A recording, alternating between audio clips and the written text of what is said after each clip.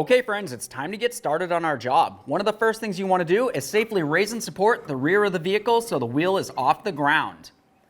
After that, we're going to go ahead and remove the center cover. You're going to find a little tab in here that you can carefully get in between and gently pry without damaging the wheel. Go ahead and pull that off of there, give it a quick inspection, set that aside. After that, you're going to continue on by removing all 5 of your 19mm lug nuts.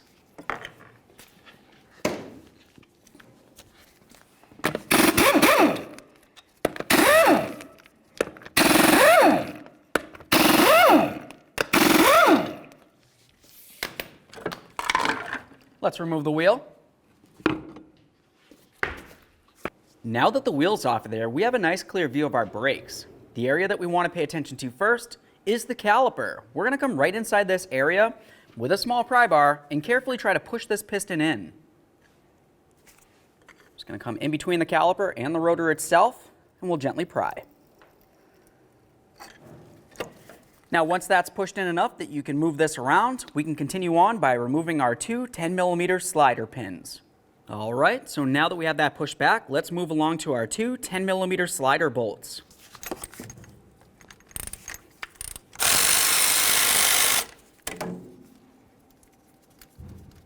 Leave that in there just a couple threads.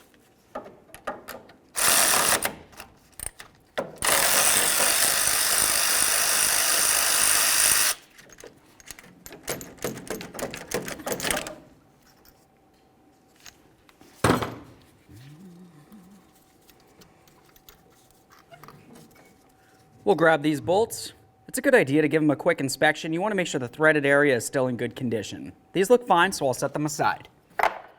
Let's grab onto that caliper. We're going to carefully remove it from the knuckle area. Just grab onto it. You're going to lift up on the lower aspect and kind of pivot away. Now that we have that off there, let's go ahead and remove our pads. To remove the pads, we're going to continue on with our small pry bar.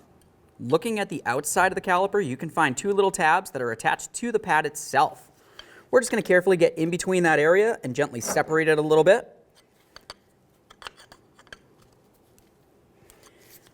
Once you have it a little separated, you should be able to slide that outer pad out of position. At this point, I always give them a quick inspection just to see how they're wearing. This one's pretty much worn out. We'll set that aside. Remove this one. Let's come in here and we're just going to restrict brake fluid flow to the caliper. Now let's have a look at the caliper again. We're going to make our way to the banjo bolt. The banjo bolt is what holds the flex hose to the caliper itself. Keep in mind, there is brake fluid in this area. You want to make sure you have a nice collection bucket underneath it so you can recycle the fluid. We'll use a 14mm to remove this banjo bolt. There it is, friends.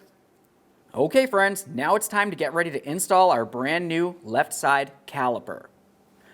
Let's go ahead and turn this over on the bench.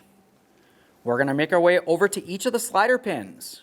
Remove the slider pin from the caliper by grabbing onto the boot and pressing the slider pin up and through. Now it's going to be time to apply a little bit of high temperature caliper lubricant. Now for this, I'm just going to come right inside of the caliper boot and I'll just go ahead and lubricate. Make sure you get it all the way through both sides. And now we can take that caliper slider pin and we're going to put it back in.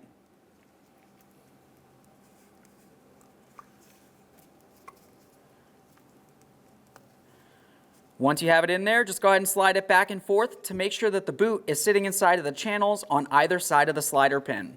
After that, do the exact same thing to the other side. Go ahead and wiggle it back and forth. Now we'll continue on with some more of that high temperature caliper lubricant. You're going to want to make sure you use this on the metallic aspect of the piston and then along the backside of each of these ears. Adding lubricant in these areas is going to help with vibration dampening and noise reduction. Let's pause on the caliper and we're going to make our way over to the flex hose. Go ahead and remove the banjo bolt from that.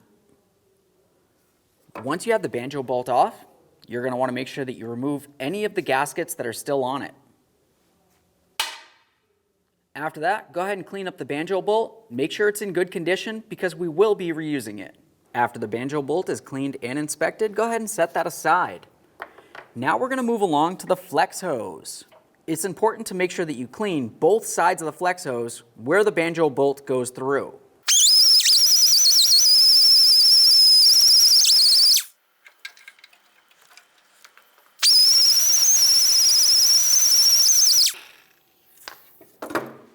Now we're going to clean this down with some parts cleaner.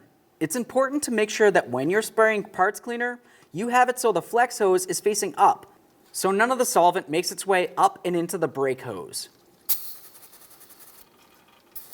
Make sure you get out any of the debris that's in this area. We'll let that fully dry. At this point, everything is cleaned and prepared. We can continue on with the banjo bolt and one of our crush gaskets. Go ahead and slide that all the way down. Then we'll put the other gasket on the other side and then connect it to the caliper.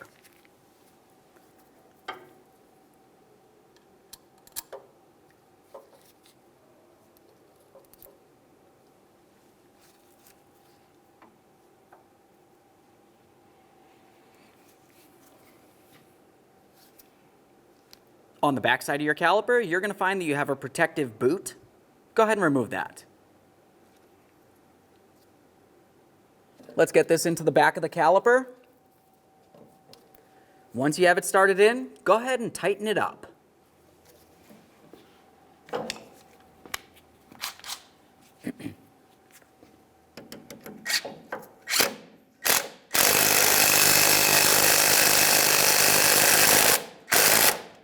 Let's go ahead and take that inboard pad.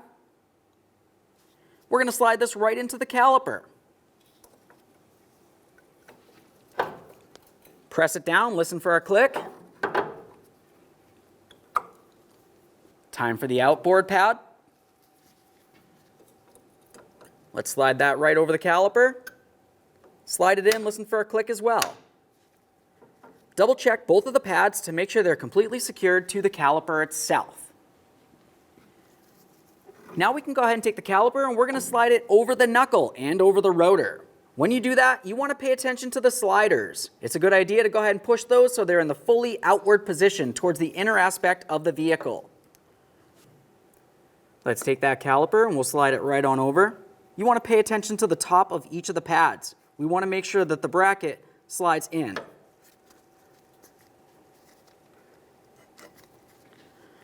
If it feels like the caliper doesn't want to go on, more than likely it's due to your slider pin. You just want to carefully push that towards the inboard aspect of the vehicle. After that, let's take our two caliper slider bolts. We'll get those into position.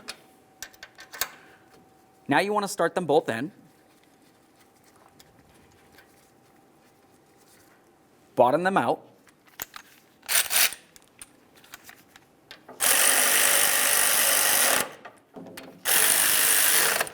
Now we can torque each of them to 24 foot-pounds. Let's make our way under the hood. We're going to come over to the driver's side rear and we're going to look for the master cylinder. This is where your brake fluid is going to be located. Generally, you can give it a little wiggle and you can tell if it's full. You can see the maximum line. If you can't see inside, just go ahead and carefully open this up. We'll lift it away from our face and just take a peek inside. You want to make sure it's up to the maximum line. If it's low, just go ahead and top it off with some .3 brake fluid. Once you're sure it's high enough, we can continue on with a brake bleed. Okay, so now that we have the caliper on here, the next thing you're going to want to do is start to gravity bleed it. What do I mean by that?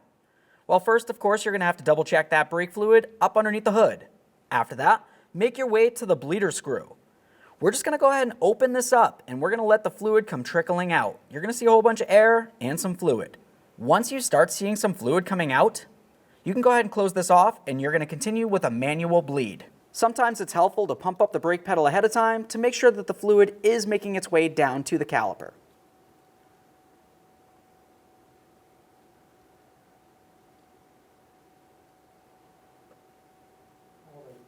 All right, so at this point you can see that I have fluid trickling out of here. That's a good sign. Let's go ahead and close off this bleeder screw. Now at this point, you're going to want to perform a manual bleed like I said before. This is going to be easiest with two people. You'd like to have one person inside the vehicle, and that's going to be the person that pumps the brake. When they pump the brake, they're going to slowly push it down to the floor approximately 3 to 5 times. On the 3rd time, you're going to want to have them hold that brake pedal, let you know they're holding, and we're going to open up the bleeder screw. What we're watching for is fluid to come out of this. You're also going to be watching for air. We want to keep repeating this process until we see only fluid, but no air coming out of the bleeder screw. With all that said, let's get into it. Go ahead and pump the brake pedal, please.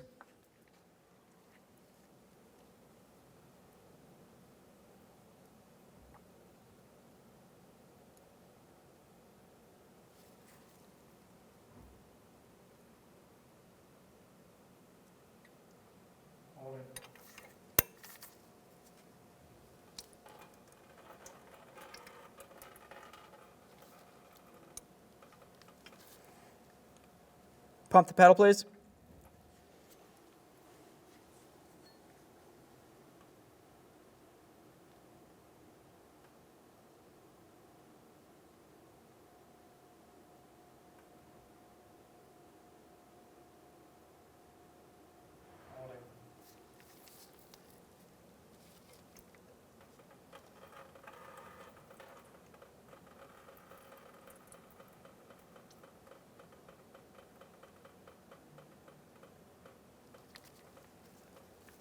Let's do it again.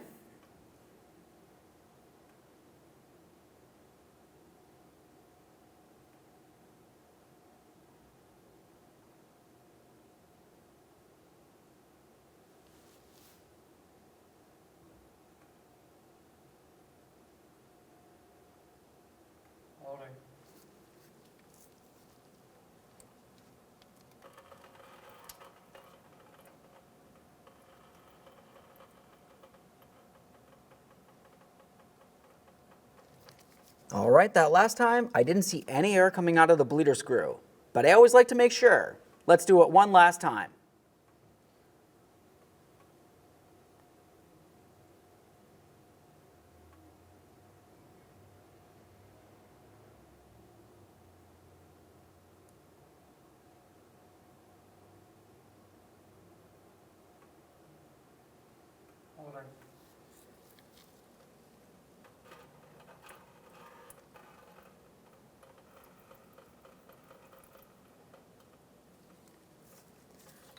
Perfect.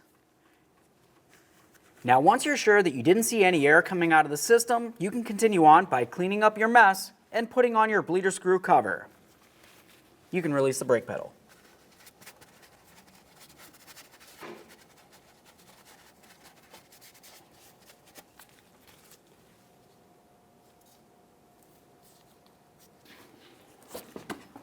Let's go ahead and get the wheel up on here.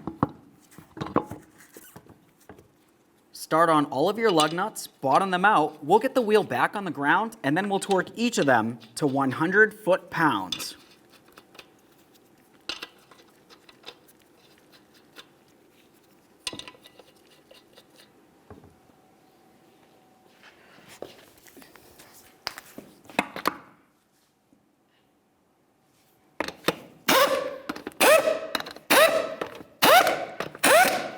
With the wheel back on the ground, let's torque these in a crisscross manner.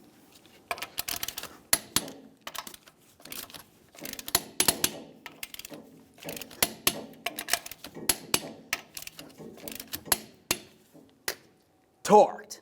Of course, if you had a center cover, go ahead and put it on now. Looking at the back, you can see the areas where all the lug nuts need to fit into. Make sure it's secure. That we've bled the caliper, make your way back under the hood, double check that master cylinder. Like I said before, if it needs to be topped off, use .3 brake fluid. Okay friends, we got our caliper in there. What's left to do now? Now of course you're going to want to go ahead and take it for a road test. You want to make sure that the brakes feel nice and firm as you're coming to a stop. Thank you for watching.